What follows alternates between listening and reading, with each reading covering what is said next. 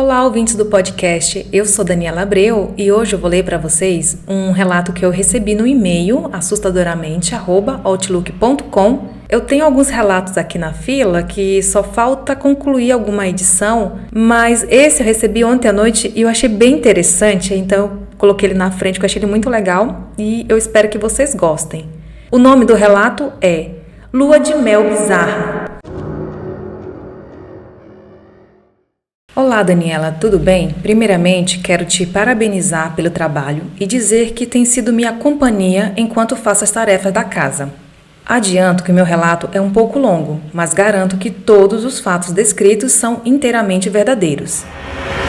Enfim, esse caso aconteceu no ano de 2010, alguns dias após o meu casamento, mas preciso elucidar alguns fatos para melhor compreensão. Meus pais se separaram quando eu tinha 3 anos de idade e meu pai se separou da minha mãe para ficar com a minha madrasta, que, ao que se sabe, mexia com magia negra e fazia trabalhos para matar minha mãe e ficar com meu pai. Sempre tivemos muitos problemas porque, por me parecer muito com minha mãe fisicamente, ela achava que meu pai era mais apegado a mim por isso. Por conta disso, minha infância foi marcada por humilhações e maus tratos cometidos por ela e meu pai jamais tomou meu partido ou me defendeu. Cresci, me formei, casei e mesmo com todo esse problema, queria manter a família unida e isso incluía tê-la por perto para que meu pai também estivesse. Era como uma condição. Pulando para novembro de 2010, meu marido e eu compramos um apartamento e tínhamos contas da festa para pagar. Por esse motivo, resolvemos que abriríamos mão da lua de mel. Minha madrasta e meu pai têm uma casa de praia em Cabo Frio desde 2002 e ofereceu a casa para que ficássemos durante a lua de mel. Meu marido não gostou muito da ideia porque, como tudo, tinha uma condição. A dessa vez seria ir com eles para lá, pois passaria alguns dias na casa e voltariam para o Rio antes de nós, que ficaríamos lá sozinhos após o retorno deles. Então, por alguns dias após o casamento, não tivemos lua de mel. Dormimos na sala, num colchão de plástico que, em qualquer movimento, fazia um barulhão. Bom, chegou o dia deles irem embora e ficamos só nós dois, mas estranhamente não nos sentíamos sozinhos.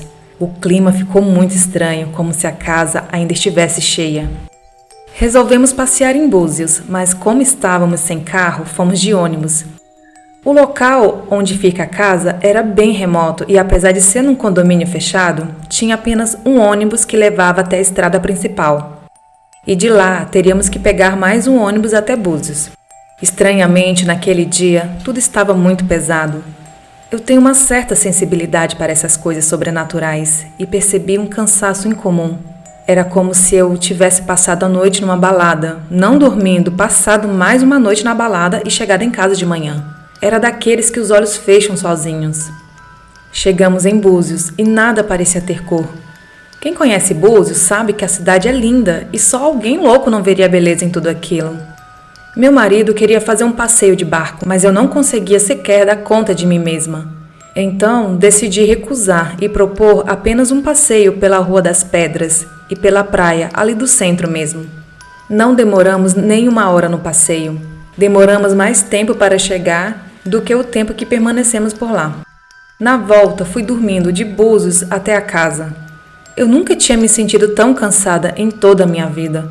Não havia como recuperar minhas forças, não importa o quanto eu dormisse. Chegamos em casa, tomei um banho e como ficamos no quarto que normalmente é do meu pai e da minha madrasta, o banheiro é no quarto. Saí do banheiro, vesti uma roupa e caí na cama. Dormi por horas, abri os olhos de vez em quando, mas não tinha forças para levantar. O cansaço permanecia. Meu marido estava na cama comigo, eu estava deitada, virada de costas, e ele não percebia quando eu abri os olhos. Até que numa dessas vezes, não consegui mais abrir meus olhos. Senti minha alma sair do corpo. Vi a imagem da cama por cima. Eu deitada, virada de frente para o guarda-roupas, que tinha ao lado da cama, de costas, para o meu marido que estava lendo a Bíblia enquanto eu dormia. Eu vi exatamente como eu estava e como ele estava. Era uma visão de cima em que eu tinha total noção de tudo o que acontecia no quarto. De repente, minha alma voltou, o coração disparou e eu tentava abrir meus olhos com toda a força que tinha. E nada. Tentava falar com meu marido, chegava a sentir meus lábios se moverem, mas nenhum som saía da minha boca. Apareceu na minha mente a imagem do rosto do meu pai e uma voz grossa que dizia: É assim que eu quero que você fique, prostrada, sem forças. E uma gargalhada que ainda hoje me arrepia todos os pelos do corpo. Comecei a orar e repreender aquilo que me afligia. Eu gritava, mas a voz não saía. Eu fazia tanta força para que algum som saísse da minha boca que depois que consegui me livrar daquilo, eu estava rouca. Abri meus olhos, minha voz saiu e virei rapidamente para o meu marido, que continuava na mesma posição que eu havia visto de cima. O abracei e contei o que tinha acontecido. Ele disse que sentiu uma presença muito ruim ali enquanto eu dormia, então orou e foi ler a Bíblia. Eu disse que queria ir embora de lá o mais rápido possível. Já era de noite e decidimos ver passagem de ônibus para o dia seguinte. Enquanto andávamos pela casa juntando nossas coisas e colocando as malas, ao passar pelo corredor longo que sai da sala e leva até o quarto do meu pai, senti uma presença logo na entrada do quarto. Eu fechei os olhos e vi o espírito que estava ali. Tinha uma forma humana, era um homem e quando eu passei, permaneceu parado e somente me acompanhou com a cabeça. Eu estremeci meu corpo inteiro ao passar por ele e disse ao meu marido: Pelo amor de Deus, acha logo uma passagem porque eu quero sair daqui amanhã bem cedo. Compramos as passagens, as malas já estavam prontas e naquela noite não dormimos. Passamos a noite conversando, orando e lendo a Bíblia juntos. Num desses momentos que não consigo me recordar ao certo, tive uma visão. Estávamos saindo da casa com o dia ainda amanhecendo, pela estrada de chão que levava até o ponto de ônibus. Olhei para trás onde estava a casa e vi muitos vultos pretos entrando lá. Eram incontáveis. Isso me marcou tanto que hoje, quase 11 anos após, enquanto escrevo, meu corpo se arrepia e meus olhos se enchem de lágrimas instantaneamente. Chegou a hora de irmos embora. O dia estava amanhecendo, idêntico à minha visão na madrugada.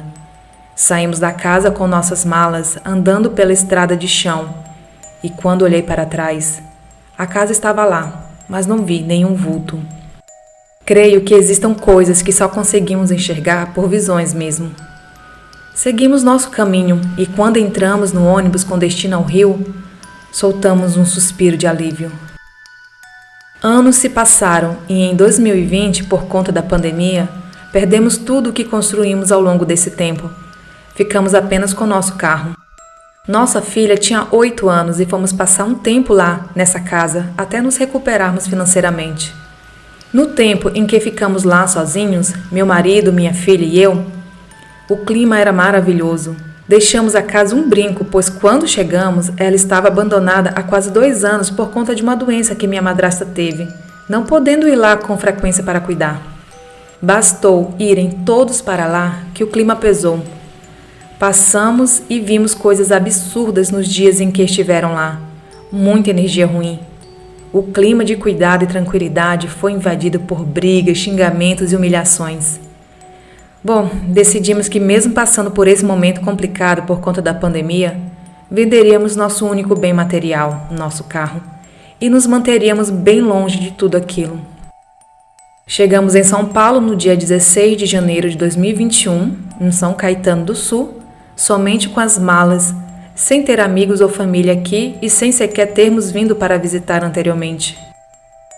Passamos 10 dias em um hotel simples até conseguirmos alugar um apartamento e, graças a Deus, hoje estamos bem e longe de toda aquela energia ruim e maldade.